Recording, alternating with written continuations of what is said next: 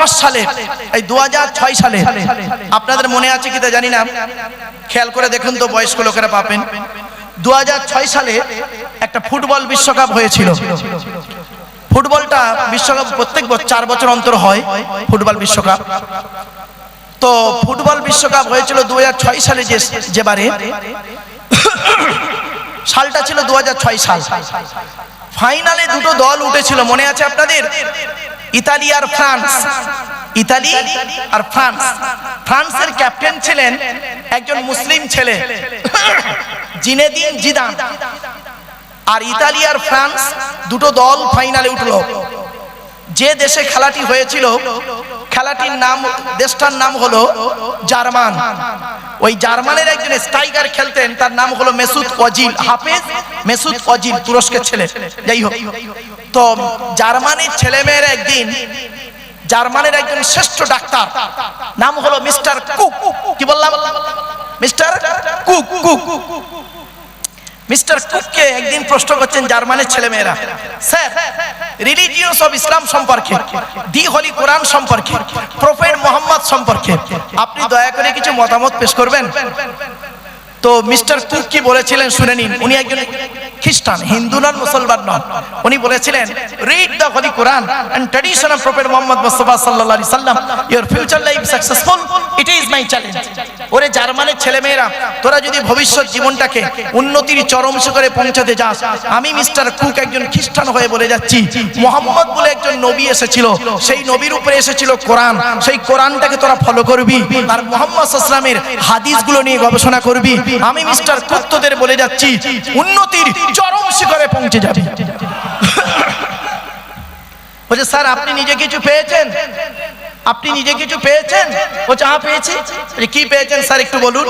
উনি বললেন, শোনো, আমি একদিন রাস্তা দিয়ে যাচ্ছিলাম, যেতে যেতে একটা জায়গায় দাঁড়ালাম, সেখানে শুনলাম হযরত মুহাম্মদ সাল্লাল্লাহু আলাইহি সাল্লাম বলেছেন, কুকুর, ডগ ডগ, কুকুর, কুকুর যে পাত্রে মুখ দেয়, ওই পাত্রটাকে তোমরা 7 বার মাটি দিয়ে ধৌত করবে। কবার? 7 বার মাটি দিয়ে ধৌত করবে। তা উনি বলছেন, আমি চিন্তা করলাম, মুহাম্মদ সাল্লাল্লাহু আলাইহি সাল্লাম তিনি কোনো কলেজ ইউনিভার্সিটিতে পড়েন নাই, কোনো মাদ্রাসায় পড়েন নাই, তিনি কোনো সায়েন্সের স্টুডেন্ট ছিলেন না। তো মুহাম্মদ সাল্লাল্লাহু আলাইহি সাল্লাম এমন কথা বলেন কেমন করে? 16 বছরের পড়াশোনা, 20 বছরের গবেষণা, 16 বছরের পড়াশোনা, 20 বছরের গবেষণা, মোট 36টা বছর কাটিয়েছি মুহাম্মাদের এই ভুল বের করব বলে। অ্যামোনিয়াম ক্লোরাইড, যাকে নিশাদাল বলা হয়, এটাকে নিয়ে গবেষণা করছিলাম, করতে করতে মাথায় চাপলো মুহাম্মদ সাল্লাল্লাহু আলাইহি সাল্লামের ভুল বের করব। উনি করলেন কি, একটা পাত্রে কুকুরের জীবাণু রাখলেন, 1 বার, 2 বার, 3 বার, 4 বার, 5 বার মাটি দিয়ে ধৌত করলেন। করার পরে ল্যাবরেটরিতে দিয়ে দেখছেন ওই পাত্র থেকে কুকুরের জীবাণুটা যায় নাই। 7ম বারে যখন ধৌত করেছেন, করার পরে ল্যাবরেটরি যখন দিয়েছেন, দেখছেন ওই পাত্র থেকে জনমের মতো কুকুরের জীবাণুটা চলে গিয়েছে। সঙ্গে সঙ্গে উনি বলেছিলেন, oh my God, first scientifics in the world, prophet Muhammad Mustafa সাল্লাল্লাহু আলাইহি সাল্লাম, পৃথিবীর প্রথম বৈজ্ঞানিক যদি থাকতে হয় হযরত মুহাম্মদই আছে। আপনি কোথায় আছেন? হ্যাঁ, আপনি তো শুধু ওই নামাজের মধ্যেই ঢুকে আছেন, ওই নামাজের মধ্যেই ঢুকে আছেন। আপনার ধারণা শুধু নামাজ পড়লে আপনি নাজাত পাবেন? না, নামাজ পড়লে আপনি নাজাত পাবেন না যদি নামাজ কবুল না হয়। ঠিক না? ঠিক। রোজা রাখলে আপনি জান্নাত পাবেন না যদি রোজাটা কবুল না হয়। আপনি রোজা রেখেছেন, পাপ কাজে লিপ্ত আছেন, আপনাকে মুসলিম বলা যায় না। বাড়ি থেকে ভাববেন। চলো এগিয়ে যাচ্ছে। আলোচনা ছিল কোথায় মনে আছে? যে ছেলের মধ্যে 2টো গুণ পাবে, ওই ছেলেকে জামাই করবে। মনে পড়ছে না? ভুলে গেছেন? 1 নাম্বার ছিল কি, ছেলেটি সৎ ছেলে কিনা খবর নেবেন। এই সৎ শব্দের ব্যাখ্যা করতে গিয়ে এতদূর চলে এসেছিলাম, আবার বারাসাত থেকে ঘুরে চলে এলাম। এবার আসছি 2 নাম্বার, ছেলেটি কর্মী কিনা খবর নেবেন। 1 নাম্বার ছেলেটি সৎ ছেলে কিনা খবর নেবেন, 2 নাম্বার ছেলেটি কর্মী কিনা খবর নেবেন। এই 2টা গুণ যে ছেলের মধ্যে থাকবে, সেই ছেলেকে জামাই করবেন। দুনিয়াতে শান্তি সম্মান পাবেন, আখিরাতে জান্নাত পাবেন। চলুন এগিয়ে যাচ্ছি। কোন মেয়েকে বৌমা করবেন? যে মেয়ের মধ্যে কটা গুণ বলেছিলাম? কটা? 6টা গুণ। কোরআনেই আছে, দেখেনি। মুসলিমাতিন, মুমিনাতিন, কানিতাতিন, তাইবাতিন, আবিদাতিন, সাইহাতিন, সাইয়্যিবাতিন ওয়া আবকারা। রেফারেন্সটা কোথায় আছে? 28 নম্বর পারা বা খণ্ডে 19 নম্বর পৃষ্ঠা 11 নম্বর লাইনে সূরার নাম সূরা তাহরিমের 5 নম্বর আয়াত বা বাক্যতে। এক নম্বর হলো মেয়েটি যারা মুসলমান তাদেরকে বলছি, আপনি যদি মুসলিম হন কোন মেয়েকে বৌমা করবেন? এক নম্বর মেয়েটি মুসলমান কিনা খবর নেবেন। 2 নম্বর মেয়েটি মুমিনাতিন, বিশ্বাসী মেয়ে কিনা খবর নেবেন। 3 নম্বরটা খুব ইম্পর্টেন্ট, কানিতাতিন, আনুগত্যশীলা মেয়ে কিনা খবর নেবেন। দূর থেকে খবর নিয়ে দেখবেন মেয়েটি ওর বাপ আর মাকে ভক্তি শ্রদ্ধা করে কিনা খবর নেবেন। দূর থেকে সঠিক তথ্য যদি পেয়ে যান মেয়েটি ওর বাপ আর মাকে ভক্তি শ্রদ্ধা করে না, খবরদার যত সুন্দরী মেয়ে হোক, যত এডুকেটেড পারসন হোক, ওম্যান হোক, আপনি দয়া করে ওই মেয়েকে বৌমা করবেন না। কেন? ও ওর নিজের বাম্মাকে ভক্তি শ্রদ্ধা করে না, তোমার বাম্মার পাতে সহজে এক থালা ভাত দিতে চাইবে না। শুনে নিন, বর্তমান পরিস্থিতি দিকে লক্ষ্য রেখে বলছি, এই বর্তমান সময়ে বেশিরভাগ মেয়ের সংসার নষ্ট হয় মেয়ের মায়ের কান ভাঙানিতে। ঠিক না ঠিক? যে মেয়ের মা যত বেশি চালাক, ওই মেয়ের কপালে তত তাড়াতাড়ি তলাক। এজন্য মেয়ের মায়েদের দিকে বলছি, অনুরোধ করে মায়েরা, আপনি মেয়ের মা হয়ে কোনোদিন ছেলের মায়ের সঙ্গে টেক্কা দিতে যাবেন না। কেন জানেন? আপনি কি জিনিস পেটে রেখেছিলেন 10 মাস 10 দিন, 2.5 বছর দুধ পান করিয়েছেন, আর 17 বছর আপনার কাছে রেখে 18 বছরের মাথায় তাকে অন্যের হাতে তুলে দিয়েছেন। আপনি বস্তুটা খুব ভালোই বোঝেন। সুতরাং না বুঝে মেয়ের কথা শুনে বধূ নির্যাতন কেস করতে না গিয়ে অন্তত জামাইয়ের কথাটা একটু দয়া করে শুনবেন। আমার ভাষা বুঝতে পারছেন? চলুন এবারে আসছি, ছোট্ট একটি উদাহরণ দিচ্ছি, শুনলে চমকে যাবেন আপনারা। মুহাম্মদ সাল্লাল্লাহু আলাইহি সাল্লাম একদিন বলছেন, তোমাদের বাড়িতে কয় শ্রেণীর নারী আছে? তো সাহাবীরা বা সঙ্গীরা বললেন, হে নবী, আমাদের বাড়িতে 4 শ্রেণীর মেয়ে ছেলে আছে। কয় শ্রেণীর? 4 শ্রেণীর মেয়ে ছেলে আছে। আপনাদেরকেও বলছি, আপনাদের বাড়িতে 4 শ্রেণীর মেয়ে ছেলে আছে, আমারও বাড়িতে আছে। কি কি? কে কে? মা, বোন, মেয়ে, বউ। মা, বোন, মেয়ে, বউ, এই 4 শ্রেণীর মহিলা আছে আমার আপনার বাড়িতে। আপনি কি করে বুঝবেন আপনার মা, বোন, মেয়ে, বউ জান্নাতি না জাহান্নামী? কি করে বুঝবেন আপনারা? শুনে নিন, মুহাম্মদ সাল্লাল্লাহু আলাইহি সাল্লাম বললেন, শোনো, তোমরা কি করে বুঝবে তোমার মা, বোন, মেয়ে, বউ জান্নাতি না জাহান্নামী? তখন সাহাবীরা সঙ্গীরা বললেন, আল্লাহ এবং তার রাসূল খুব ভালো জানেন, আপনি যদি আমাদের বলে দেন তাহলে আমরা একটু শিখে নিই। শুনে নিন, আপনাদেরকে আমি অনুরোধ করে বলে যাচ্ছি, আজ আপনারা বাড়ি যাবেন, বাড়ি যাবার পরে কি করে বুঝবেন আপনার মা একজন জান্নাতি নারী? আপনি কি করে বুঝবেন আপনার স্ত্রী একজন জান্নাতি নারী? আপনি কি করে বুঝবেন আপনার মেয়ে একজন জান্নাতি নারী? চলুন শুনে নিন, আল্লাহর নবী বলেছেন, এই 6টা গুণ যে মেয়ের মধ্যে থাকবে, 6টা গুণ যে মেয়ের মধ্যে থাকবে, ওই মেয়ে ছেলে যত নামাজ পড়ুক, রোজা রাখুক, জাহান্নামী, জাহান্নামী, জাহান্নামী। 6টা গুণ কি কি? একটু দয়া করে শুনে যান অন্তত। 1 নাম্বার নবীজি বললেন, ওই মেয়ে ছেলে নরকে যাবে, জাহান্নামায় যাবে, নামাজ পড়ে রোজা রেখেও জাহান্নামায় যাবে, যে মেয়ে ছেলে তার স্বামীর সঙ্গে মেজাজ দিয়ে কথা বলে। অনেক মা বোন আছে দেখবেন, পাড়ার লোকের সঙ্গে কথা বলে মিষ্টি ভাষায়, আর স্বামীর সঙ্গে যখন কথা বলে মেজাজ দিয়ে কথা বলে। যে নারী তার স্বামীর সঙ্গে মেজাজ দিয়ে কথা বলে, ওই নারী যত নামাজ পড়ুক, ধর্মের কাজ করুক, ও নারী নরকবাসিনী, জাহান্নামী, জাহান্নামী, জাহান্নামী। আজ আপনি বাড়ি যাবেন, এই অভ্যাসটি যদি আপনার মায়ের মধ্যে থাকে, দয়া করে মায়ের হাত দুটো ধরে আপনি বলবেন, যদি সত্যিকারের সন্তান হয়ে থাকেন, মায়ের হাত দুটো ধরে বলবেন, মা মা দয়া করে তুমি নরক বা জাহান্নামটাকে কিনে নিও না, আব্বার সঙ্গে মেজাজ দিয়ে কথা বলো না। এইটুকু যদি বলতে না পারেন আপনি কিসের শ্রোতা হয়েছেন? আপনার নামাজ রোজা হজ কিছু কবুল হবে না। মনে রাখবেন, একজন নারী জাহান্নামায় যাবে, নরকে যাবে, চারজন পুরুষকে সঙ্গে নিয়ে যাবে। কে কে? এক নাম্বার তার পিতা, দু নাম্বার তার ভাই বা দাদা, তিন নাম্বার তার স্বামী, চার নাম্বার তার পেটের ছেলে। আপনি এই চারজনের বাইরে আছে কি? তাহলে ভাবুন একটু। আজকের যদি বাড়িতে গিয়ে আপনার বোনের মধ্যে এই অভ্যাসটি দেখেন যে আপনার বোন আপনার দুলাভাই বা বোনাইয়ের সঙ্গে মেজাজ দিয়ে কথা বলছে, আপনি সত্যিকারের যদি ভাই হয়ে থাকেন বোনকে বোঝাবেন। আপনি যদি আপনার মেয়ের মধ্যে এই অভ্যাসটি দেখেন, আপনার মেয়ে আপনার জামাইয়ের সঙ্গে মেজাজ দিয়ে কথা বলছে, সত্যিকারের জন্মদাতা পিতা যদি হয়ে থাকেন মেয়েকে সাবধান করবেন।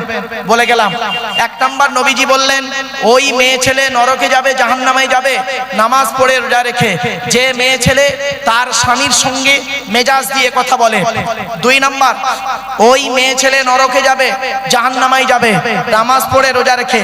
যে মেয়ে ছেলে তার স্বামীর সঙ্গে স্বামীর দুর্নাম বদনাম অন্যের কাছে করে বেড়ায়, যে মেয়ে ছেলে স্বামীর দুর্নাম বদনাম অন্যের কাছে করে বেড়ায়। তিন নাম্বার, ওই মেয়ে ছেলে নামাজ পড়ে রোজা রেখে জাহান্নামে যাবে। যে মেয়ে ছেলে তার স্বামী থাকতে পরপুরুষের সঙ্গে পরকীয়ায় লিপ্ত হয়। ভাষাটা বুঝতে পেরেছেন? স্বামী থাকতে পরপুরুষের সঙ্গে পরকীয়ায় লিপ্ত হয়, ওই মেয়ে ছেলে যত ধর্মের কাজ করুক ও জাহান্নামে নরকে যাবে। চার নাম্বার, ওই মেয়ে ছেলে নরকবাসিনী নারী, ওই নারী নরকবাসিনী যে নারী স্বামীর পরিবারের সঙ্গে খারাপ আচরণ করে। অনেক মেয়ে ছেলে আছে দেখবেন স্বামীকে খুব ভক্তি শ্রদ্ধা সম্মান করে, স্বামীর বাপকে দেখতে পারে না, স্বামীর মাকে দেখতে পারে না, স্বামীর ভাই বোনকে দেখতে পারে না। ও মেয়ে ছেলে যত ধর্মের কাজ করুক ও মেয়ে ছেলে নরকে যাবে 100%। পাঁচ নাম্বার, ওই মেয়ে ছেলে নরকে যাবে যে মেয়ে ছেলে বিনা কারণে স্বামীর বিছানা ত্যাগ করে, স্বামীর বিছানা ত্যাগ করে অন্য বিছানায় রাত কাটায়। বাড়ি থেকে ভাববেন। ছয় নাম্বার, ওই মেয়ে ছেলে নরকে যাবে নামাজ পড়ে রোজা রেখে। যে নারী তার স্বামীকে বলে তোমার সঙ্গে বিয়ে হয়ে আমার জীবনটা নষ্ট হয়ে গেছে। অনেক মেয়ে ছেলে আছে দেখবেন কি হিন্দু কি মুসলিম, অনেক মেয়ে ছেলে আছে তার স্বামীকে বলে আমার মতো বউ বলে তুমি বেঁচে গেলে, অন্য কেউ হলে বুঝতে পারতে। তোমার মতো স্বামীর সংসার করছে, আমার মতো মেয়ে বলে, অন্য কেউ হলে চলে যেত, এই করতো তাই করতো। তোমার সঙ্গে বিয়ে হওয়ার আগে আমাকে কত মাস্টার ডাক্তার ইঞ্জিনিয়ার প্রফেসর দেখতে এসেছিল, আমার পিতামাতা ভালো মানুষ, তাদের সঙ্গে বিবাহ না দিয়ে তোমার সঙ্গে বিবাহ দিয়ে আমার জীবন নষ্ট করে দিয়েছে। এই কথা যে নারী বলে ও নারী হলো জাহান্নামী নারী। মনে রাখবেন, জন্ম মৃত্যু বিবাহ সবই সৃষ্টিকর্তার হাত। এই বিবাহ শব্দটা যখন এলো একটু ভেঙে দিই। বয় হস্যই বয়াকার হ বিবাহ, বয় হস্যই বিবেক। যে পুরুষের জ্ঞান আছে, বিবেক আছে, বুদ্ধি আছে, সেই কেবল বিবাহ করতে পারে। পাগলের হাতে নারীর জীবন তুলে দিয়ে নষ্ট করে লাভ নেই। বয়াকারে বাহন, বাহন দুই প্রকারের, শারীরিক বহন, অর্থনৈতিক বহন। তিন নাম্বার হলো হ, হ দিয়ে হলো হৃদয়। একটা নারীর জীবন পুরুষ তোমার হাতে তুলে দেওয়া হচ্ছে, তুমি যতই তাকে হৃদয় দিয়ে ভালোবাসবে সে সত্য ততই তোমার আপন হবে। তুমি স্বামী বলে দুদিন চোখ মাখিয়ে দেবে, বউ সহ্য করতে না পেরে একদিন বাকিয়ে দেবে, এটাই স্বাভাবিক। বিবেক, বাহন, হৃদয়, এই তিনটে গুণ যে পুরুষের থাকবে সেই পুরুষই বিবাহ করার উপযুক্ত পাত্র। এই তিন গুণে গুণান্বিত ছিল কে জানেন? বিশ্বনবী মুহাম্মদ সাল্লাল্লাহু আলাইহি সাল্লাম। নবী দিবসের জলসা আমি বিভিন্ন অ্যাঙ্গেল থেকে নবীকে তুলে আনছি, ব্যবসা ও দিক থেকে নবীকে তুলে আনলাম ব্যবসায়ী হিসাবে। এবার আসছি বিশ্বনবী মুহাম্মদ সাল্লাল্লাহু আলাইহি সাল্লাম, তিনি বললেন হে পৃথিবীর মানুষ শুনে নিন, শুনলে চমকে যাবেন। এটাই পরকালে আমাদেরকে সৃষ্টিকর্তা দুই শ্রেণীর প্রশ্ন করবে। কয় শ্রেণীর প্রশ্ন? দুই শ্রেণীর প্রশ্ন, দুদিকের প্রশ্ন হবে। এক নাম্বার প্রশ্ন হবে সৃষ্টিকর্তার তরফ থেকে একটা প্রশ্ন, আল্লাহর তরফ থেকে প্রশ্ন হবে। আর দ্বিতীয় প্রশ্ন হবে বান্দার তরফ থেকে। আল্লাহর তরফ থেকে যে প্রশ্নগুলি হবে ওই প্রশ্নের উত্তরে সৃষ্টিকর্তা দয়াময় যদি দয়া করেন পার হয়ে যাব। কিন্তু বান্দার তরফ থেকে যে প্রশ্নগুলি হবে সহজে ছাড় পাবো না। চলুন একটু খুলে বলে দিই। আল্লাহর তরফ থেকে প্রশ্ন হবে, তুই আমাকে বিশ্বাস করেছিলিস? তুই নামাজ পড়েছিলিস? তুই রোজা রেখেছিলিস? অর্থ দিয়েছিলাম, হজ করেছিলিস? যাকাত দিয়েছিলিস? গরিবের দান করেছিলিস? তা আপনি কি বলবেন? আমি কি বলবো? মাঝে মাঝে করেছি, মাঝে মাঝে করিনি, মাঝে মাঝে করেছি, মাঝে মাঝে করিনি। দয়াময় আপনি, দয়ালু, দয়াবান, আজকে যদি মাফ করেন তো আমি পার, নইলে বাধা পড়ে গেলাম। তো সৃষ্টিকর্তা সেদিন ইচ্ছা করলে আপনাকে মাফ করে দিতে পারেন, কারণ তিনি নিজেই বলেছেন, কোরআনে আছে, ইন্নাল্লাহা লা ইয়াগফিরু আন ইউশরাকা বিহি ওয়া ইয়াগফিরু মা দুনা যালিকা লিমান ইয়াশা। সৃষ্টিকর্তা আল্লাহ বলেছেন, নিশ্চয়ই আল্লাহ পাক শিরককারীর গুনাহ মাফ করবে না, অন্যান্য গুনাহগুলো মাফ করলে করতে পারেন। যাই হোক, আল্লাহর তরফের প্রশ্ন আমরা কোন রকম পার হয়ে যাব। ধরা আমরা পড়ব বান্দার তরফের প্রশ্ন। বান্দার তরফ থেকে 10 রকমের প্রশ্ন হবে। করকম 10 রকমের প্রশ্ন। যারা ক্যামেরা করছেন ভালো করে করে নিন। হায়াত মউতের ব্যাপার, যেদিন আল্লাহ তুলে নেবে তারপরও এগুলো বাঁচবে, যদি বাঁচায় এগুলো রক্ষা রাখবেন। 10 রকমের প্রশ্ন হবে। একজন পুরুষকে কিয়ামতের মাঠে 10 রকমের প্রশ্ন হবে। এই 10 রকমের প্রশ্নের উত্তর কদমগাছির মানুষ দিতে পারেন কি দেখব। চলুন দেখি। 1 নম্বর প্রশ্ন হবে, আল্লাহ বলবেন, পৃথিবীতে স্বামী হিসাবে কতটা দায়িত্ব পালন করেছিস? 1 নম্বর প্রশ্ন। স্বামী হিসাবে কি দায়িত্ব পালন করেছেন আপনি? স্বামী হিসাবে নবীজি বলেছেন, প্রত্যেকটা স্বামীর দায়িত্ব হলো স্ত্রীর উপরে 17টা শিক্ষা দান করা। কটা দিয়েছেন শিক্ষা স্ত্রীকে? একটাও তো দেননি, একটাও তো শিক্ষা দেননি স্ত্রীকে। 17টা শিক্ষা দিতে হবে স্ত্রীকে।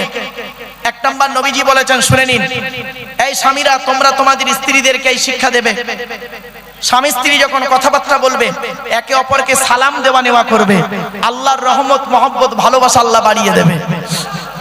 স্ত্রীকে সালাম দিয়েছেন, দেবেন, প্র্যাকটিস করুন।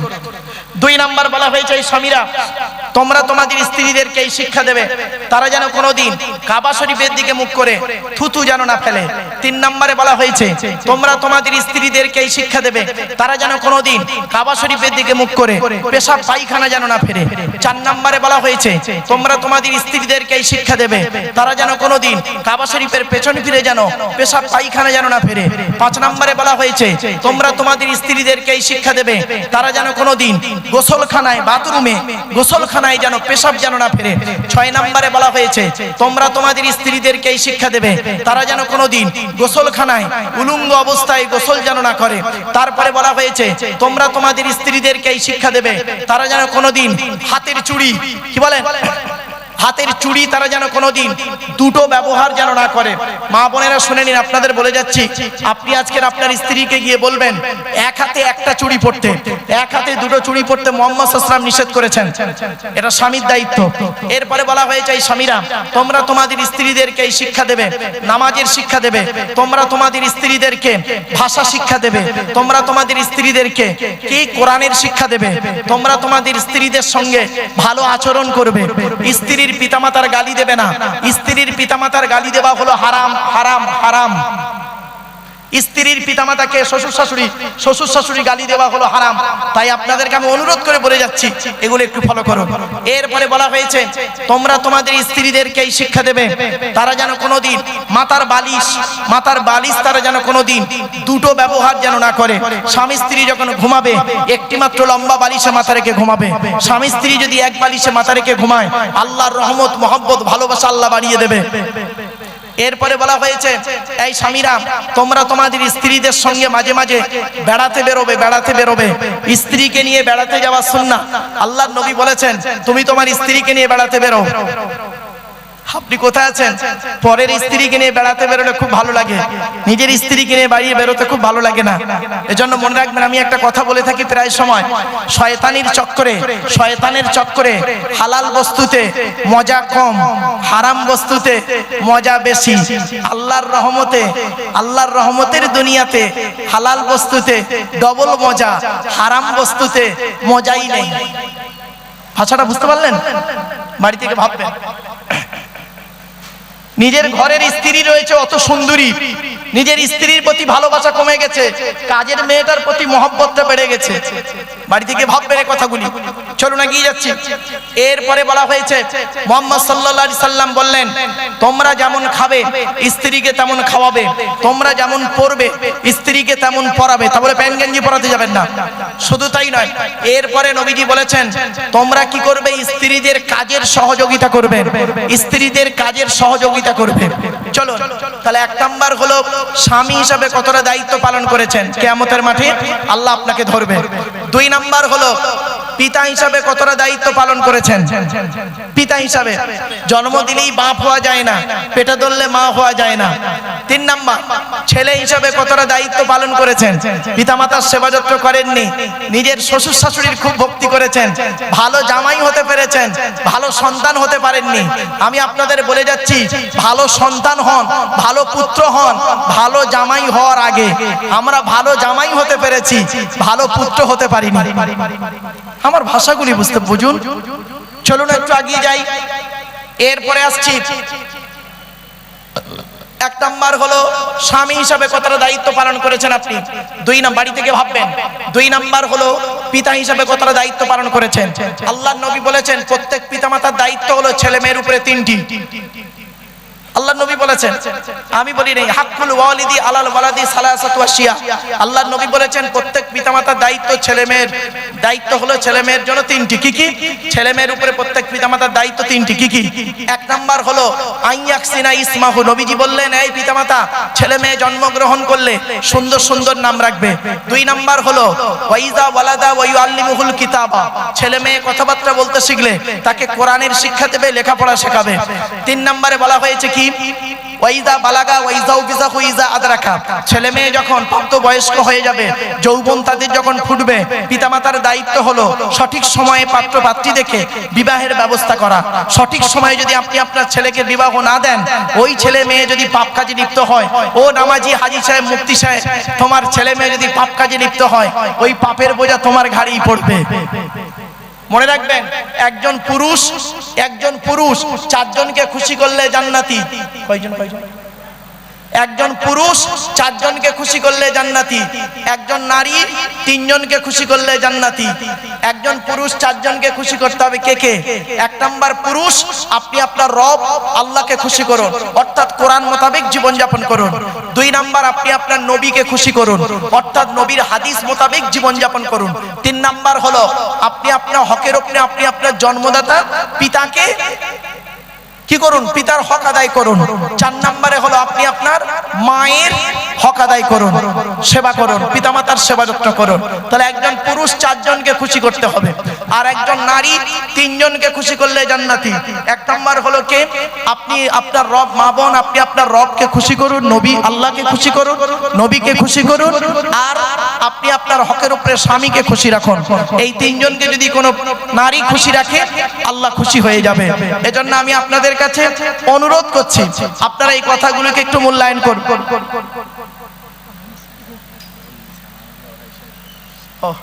নারায়ে তাকবীর, নারায়ে তাকবীর।